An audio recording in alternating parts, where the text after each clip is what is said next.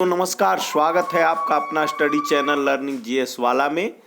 तो दोस्तों, आज हम जो जीव विज्ञान का पीछे 2 दिन हम डिस्क्रिप्शन कंप्लीट कर रहे थे, उसका आज हम ऑब्जेक्टिव क्वेश्चन लेकर के आए हैं। चलिए दोस्तों, शुरू करते हैं। तो चैनल में आगे बढ़ने से पहले आपसे निवेदन होगा कि आप चैनल को नए वाचर हैं तो सब्सक्राइब कर बेल आइकन को दबा दें ताकि लेटेस्ट नोटिफिकेशन आपको मिलता रहे। तो दोस्तों, पहला क्वेश्चन हमारा है, जैसा कि आप देख रहे हैं, वैज्ञानिक वर्गीकरण टैक्सोनॉमी में वर्गीकरण की मूल इकाई क्या है। वैज्ञानिक वर्गीकरण टैक्सोनॉमी की बात कर रहा है। इस वर्गीकरण में वैज्ञानिक वर्गीकरण में वर्गीकरण की मूल इकाई क्या होती है? तो नस्ल होती है। ऑप्शन संख्या बी सही हो जाएगा, नस्ल। यह क्वेश्चन एसएससी सीजीएल 2021 और आरआरबी एएलपी टेक्नीशियन 17/8/2018 की शिफ्ट 2 में पूछी गई है। काफी इंपॉर्टेंट प्रश्न है कि वैज्ञानिक वर्गीकरण में वर्गीकरण की मूल इकाई क्या होती है, तो वह नस्ल होती है। चलिए आगे चलते हैं। प्रश्न संख्या 2 पर पूछा गया है कि निम्नलिखित को एक उचित अनुक्रम में व्यवस्थित करें। यह भी आरआरबी एएलपी टेक्नीशियन 13/8/2018 शिफ्ट 2 की क्वेश्चन है। उत्परिवर्तन और जननात्मक विलगन, प्राकृतिक चयन और विकास, इन सब को जो है क्रम में कि सबसे पहले कौन होगा उसके बाद कौन होगा, तो उत्परिवर्तन सबसे पहले होता है ए, उसके बाद जननात्मक विलगन होता है, फिर प्राकृतिक चयन होता है और इन तीनों के बाद तब डेवलपमेंटेशन यानी कि विकास होता है। तो A B C D option संख्या बी में है, जो कि सही हो जाएगा। चलिए अगले क्वेश्चन पे चलते हैं। जीवन की उत्पत्ति के बारे में ओपेरिन का सिद्धांत किससे संबंधित है? जीवन की उत्पत्ति के बारे में ओपेरिन का एक सिद्धांत है, वह किससे संबंधित है? यह भी एसएससी सीजीएल 2019 में आरआरबी एएलपी टेक्नीशियन 20/8/2018 के शिफ्ट 2 का क्वेश्चन है, काफी इंपॉर्टेंट। तो जीवन की उत्पत्ति के बारे में ओपेरिन का जो सिद्धांत था वह रासायनिक विकास से संबंधित है, रासायनिक केमिकल डेवलपमेंट से ओपेरिन का सिद्धांत। ऑप्शन संख्या बी सही हो जाएगा। चलिए अगले क्वेश्चन पर चलते हैं। क्वेश्चन है, जंतु विज्ञान की किस शाखा का, जंतु विज्ञान की बात किया जा रहा है, जंतु विज्ञान की किस शाखा का मानव जाति के समाज शास्त्र के अध्ययन से गहरा संबंध है? तो मानव जाति के समाज शास्त्र के अध्ययन से जो गहरा संबंध है वह जंतु विज्ञान के एंथ्रोपोलॉजी शाखा में इसका अध्ययन किया जाता है और गहरा संबंध रखता है। ऑप्शन संख्या डी सही हो जाएगा। जंतु विज्ञान की एंथ्रोपोलॉजी जो शाखा है वह मानव जाति के समाज शास्त्र के अध्ययन से गहरा संबंध रखता है, बताता है। अगला क्वेश्चन है, निषेचन विकास, विभाजन और विभिन्नता के अध्ययन को किस नाम से जाना जाता है? आरआरबी एएलपी टेक्नीशियन 2014 का क्वेश्चन है कि निषेचन, विकास, विभाजन और विभिन्नता के अध्ययन को किस नाम से जाना जाता है? तो यह भ्रूण विज्ञान के नाम से जाना जाता है। भ्रूण विज्ञान में निषेचन, विकास, विभाजन, विभिन्नता। तो ऑप्शन संख्या ए सही हो जाएगा, भ्रूण विज्ञान। चलिए दोस्तों आगे चलते हैं। सभी क्वेश्चन इंपॉर्टेंट हैं, किसी न किसी पेपर में पूछे गए हैं। पौधों में बीमारियों का अध्ययन और वह तरीका जिससे पौधे विरोध करते हैं या संक्रमण से सामना करते हैं। जैसे मनुष्य बीमारी से और संक्रमण से मनुष्य के WBC जो होता है वह विरोध और सामना करता है, उसी तरह पौधों में बीमारी का वह तरीका जो पौधे विरोध करते हैं या संक्रमण से सामना करते हैं, यह कहलाता है फाइटोपैथोलॉजी। फाइटोपैथोलॉजी, फाइटोपैथोलॉजी, ऑप्शन संख्या सी, फाइटोपैथोलॉजी।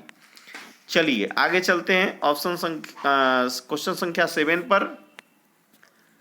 जीवित चीजों पर मृदा के प्रभाव का अध्ययन। जीवित चीजों पर मृदा के प्रभाव का अध्ययन। मृदा के प्रभाव का अध्ययन मृदा विज्ञान की किस शाखा के अंतर्गत किया जाता है? आरआरबी ग्रुप डी 2014 का क्वेश्चन है कि जीवित चीजों पर मृदा के प्रभाव का अध्ययन मृदा विज्ञान की किस शाखा में किया जाता है? तो एडाफोलॉजी, ऑप्शन संख्या बी सही हो जाएगा। चलिए आगे चलते हैं। प्रश्न संख्या 8 है, निम्नलिखित में से शरीर विज्ञान एवं चिकित्सा की वह कौन सी शाखा है? किसका? शरीर विज्ञान एवं चिकित्सा कि वह कौन सी शाखा है जो पुरुष के विशिष्ट रोगों एवं स्थितियों से संबंधित है? तो वह है एंड्रोलॉजी। आरआरबी जेई ये मुंबई का 2013 का क्वेश्चन है। एंड्रोलॉजी ऑप्शन संख्या ए सही हो जाएगा। चलिए आगे चलते हैं। जंतु विज्ञान किसका अध्ययन है? ये आरआरबी एएलपी टेक्नीशियन 2014 का प्रश्न है कि जंतु विज्ञान में किसका अध्ययन होता है? तो जंतु विज्ञान में जानवरों का अध्ययन है जंतु विज्ञान, ऑप्शन संख्या डी। विज्ञान की एक शाखा जो जीवन या मृत्यु से परे, किससे? जीवन या मृत्यु से परे मौजूद जीवन की संभावनाओं से संबंधित है। जीवन या पृथ्वी से परे मौजूद जीवन की संभावनाओं से संबंधित जो शाखा है वह है एक्सोबायोलॉजी। ऑप्शन संख्या बी सही हो जाएगा। चलिए आगे चलते हैं। अब जो है प्रश्न संख्या 11 को देखते हैं। प्रश्न संख्या 11, यहाँ बताना है कि तत्वों और मानव जैसी प्रजातियों जैसे कि बंदर, बानर, वनमानुष आदि के व्यवहार का अध्ययन जो करता है। बंदर, बानर, वनमानुष, मानव जैसी ये प्रजातियां हैं, वह कौन सी शाखा है? तो वह है प्राइमेटोलॉजी में मानव जैसी प्रजाति जैसे बंदर, बानर, वनमानुष का अध्ययन किया जाता है। प्राइमेटोलॉजी ऑप्शन संख्या सी सही हो जाएगा। चलिए क्वेश्चन संख्या 12 पे चलते हैं। यह प्रश्न है, निम्नलिखित में से चिकित्सा विज्ञान की कौन सी शाखा यकृत के उपचार और अध्ययन से संबंधित है? यकृत के उपचार और अध्ययन से संबंधित है हेप्टोलॉजी, ऑप्शन संख्या बी सही हो जाएगा। अगला प्रश्न है, जीवों के वर्गीकरण से संबंधित जीव विज्ञान की शाखा को क्या कहते हैं? तो जीवों के वर्गीकरण से संबंधित जीव विज्ञान की शाखा को वर्गीकरण विज्ञान, ऑप्शन संख्या ये सही हो जाएगा। वर्गीकरण विज्ञान, यह भी आरआरबी एएलपी टेक्नीशियन 2018 का पेपर है से पूछा गया है। अब प्रश्न संख्या 14 को देखते हैं। निम्नलिखित में से कौन सी मकड़ियों का अध्ययन है? मकड़ियों का अध्ययन जो होता है वह होता है आर्कनोलॉजी में। आर्कनोलॉजी ऑप्शन संख्या ए आरआरबी जेई 2019 का ये क्वेश्चन है। अब प्रश्न संख्या 15 को देखते हैं। सौरोलॉजी में किसका अध्ययन किया जाता है? तो छिपकली का। ये एनटीपीसी आरआरबी एनटीपीसी 2017 का प्रश्न है कि सौरोलॉजी का अध्ययन है छिपकली का, ऑप्शन संख्या बी सही हो जाएगा। अब प्रश्न संख्या 16 को देखते हैं कि लिखित दस्तावेज है जो एक मानव विज्ञानी संस्कृति का चित्रण दर्शाते अनुसंधान से तैयार करता है। एथनोग्राफी एक ऐसा लिखित दस्तावेज है जो मानव विज्ञानी संस्कृति के चित्रण दर्शाते अनुसंधान से तैयार करता है। ये भी आरआरबी एनटीपीसी 2017 में पूछा गया है।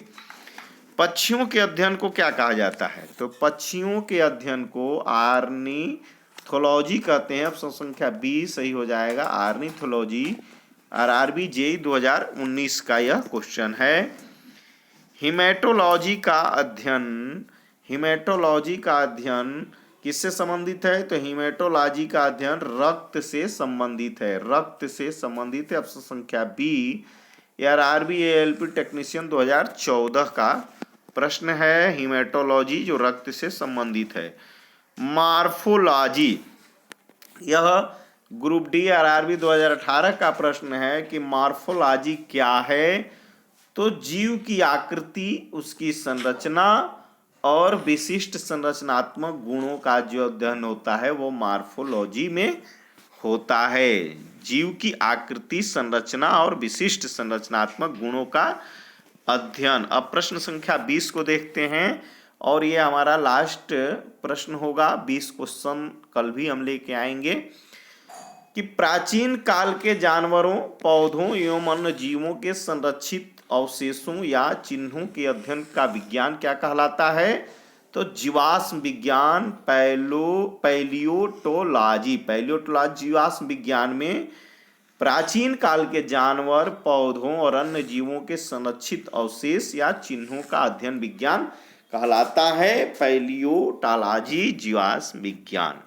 तो दोस्तों कल भी हम 20 तरह के 20 प्रश्न लेकर के आए हैंगे। तो दोस्तों आज इतना ही। Thanks for watching my video दोस्तों।